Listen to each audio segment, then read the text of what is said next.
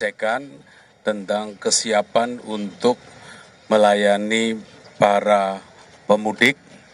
Jadi baik itu pemudik untuk alasan karena berkunjung ke sana saudara maupun juga wisata, baik itu nanti pada arus mudik maupun arus balik.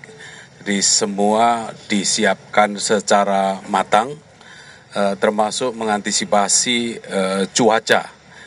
Sebagaimana kita tahu, kita sedang menghadapi cuaca yang basah, luar biasa.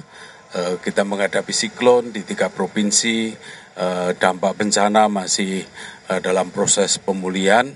Tapi di saat yang sama kita juga menghadapi ramalan cuaca basah di pantai selatan juga. Nah, oleh karena itu hari ini kita melakukan pengecekan. Tadi kita sudah menyaksikan bahwa kesiapan semua KL sangat tinggi, baik dari sisi TNI, Polri, kemudian juga Basarnas, seluruh jajaran kementerian, semuanya sudah memberikan dukungan kesiapsiagaan agar para pemudik itu bisa lancar perjalanannya, aman, nyaman. Dan juga kita tetap mengantisipasi segala hal yang tidak kita inginkan. Itu pun kita sudah siap. Tadi kita bisa menyaksikan seluruh infrastruktur, personil, dan aparat yang siap siaga semuanya. Jadi saya mengucapkan terima kasih kepada seluruh pihak yang telah bekerja keras mempersiapkan persiapan libur Nataru sekarang ini. Saya persilahkan Pak Kapolri dan Bapak Ibu Menteri yang lain.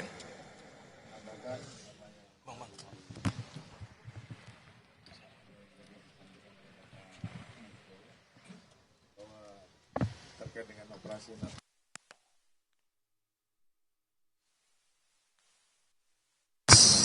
pos yang kita siapkan, dan di Banten ada 50 posko di mana terbagi menjadi pos untuk pelayanan, pengamanan, dan juga pos untuk kegiatan yang bersifat terpadu.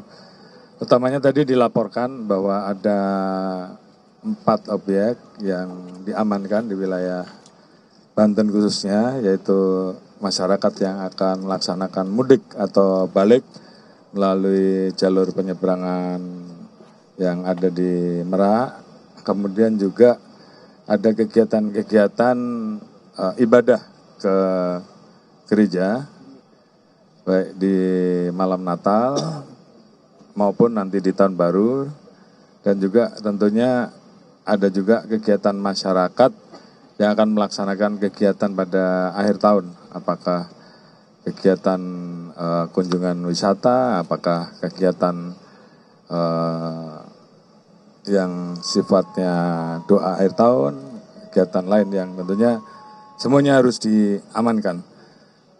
Saya tadi tentunya mengingatkan karena dari BMKG, Banten ini termasuk wilayah yang di ramalan BMKG masuk kriteria curah hujan tinggi, sehingga tentunya kita harus mengantisipasi bencana dari pengalaman dampak dari siklon Senyar yang terjadi di Sumut, dan kemarin kita lihat di Jawa Tengah juga mulai ada banjir bandang, yang itu semua memang sudah ada di dalam perkiraan BMKG yang harus kita antisipasi. Oleh karena itu tadi kita mengecek langsung kesiapan, kita tanyakan ke masyarakat juga. Di satu sisi sampai saat ini untuk penyeberangan lancar, namun di sisi lain kita juga tidak mau underestimate, sehingga terkait dengan mitigasi apabila terjadi dampak dari curah hujan tinggi, kemudian ombak tinggi, tentunya juga harus betul-betul menjadi perhatian, mulai dari tempat masyarakat yang harus menunggu, kemudian publikasinya yang juga harus kuat, kemudian peralatan-peralatan yang dipersiapkan untuk menghadapi risiko apabila terjadi permasalahan-permasalahan akibat dampak dari curah hujan tinggi ataupun hal-hal lain yang tentunya memerlukan personil untuk melaksanakan kegiatan-kegiatan penyelamatan ataupun rescue.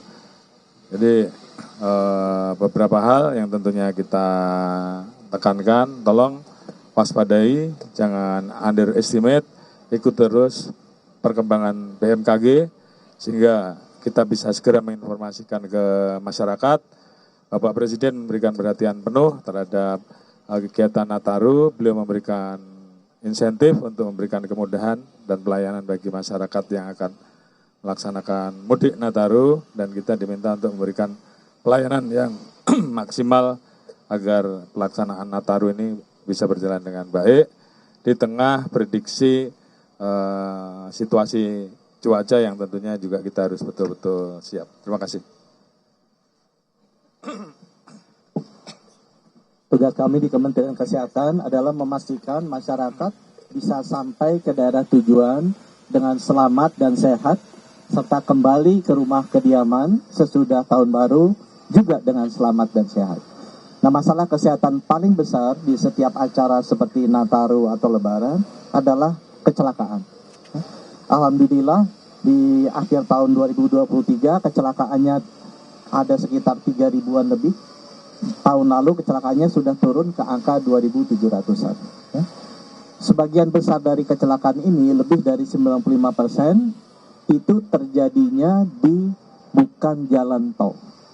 Ya, di bukan jalan tol. Itu kami berkoordinasi dengan kepolisian dan Kementerian Perhubungan bagaimana kita bisa fokus menjaga keamanan mudik atau liburan Nataru ini di area non-tol.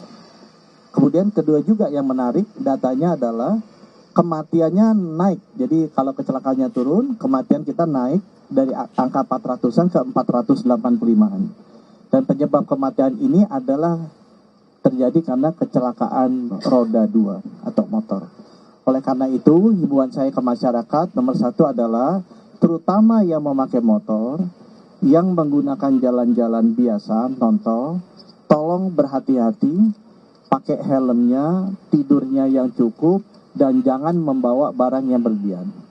Karena itu tadi, 95% kecelakaan terjadi di jalan non-tol, dan lebih dari 70% dari yang wafat itu adalah karena kendaraan roda 2. Mudah-mudahan teman-teman di media bisa menyampaikan itu untuk keluarga-keluarga yang mau liburan menggunakan kendaraan roda 2 di bukan jalan tol agar lebih berhati-hati. Terima kasih.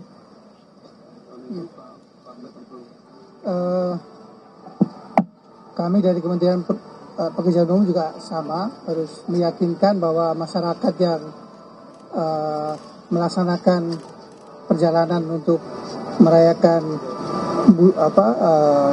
hari raya Natal maupun perayaan Tahun Baru bisa dilakukan dengan sempurna, senang di perjalanan, sampai di tempat tujuannya masing-masing dengan baik dan bisa kembali ke rumah masing-masing dengan selamat juga. Saya ingatkan lagi tadi sesuai dari info dari Pak Menteri Kesehatan tentang sepeda motor. Tadi Pak Kapolri sudah sampaikan sudah ada sekian ratus posko. Kami di PU juga punya 590 posko di seluruh Indonesia. Harapannya teman-teman yang terutama yang naik kendaraan roda 2 sebelum capek segera berhenti di posko-posko terdekat, istirahat, pijet dan seterusnya, sehingga tidak hanya Anda akan membahayakan diri sendiri tapi juga bisa membahayakan pengendara jalan lainnya. Harga satu nyawa sudah sangat mahal, sehingga sebaiknya kita sebagai sama warga negara sama-sama ikut menjaga, berangkat dengan selamat, pulang kembali ke tempatnya masing-masing dengan sehat, dengan selamat, dan dengan semangat baru menyongsong tahun baru 2026. Terima kasih.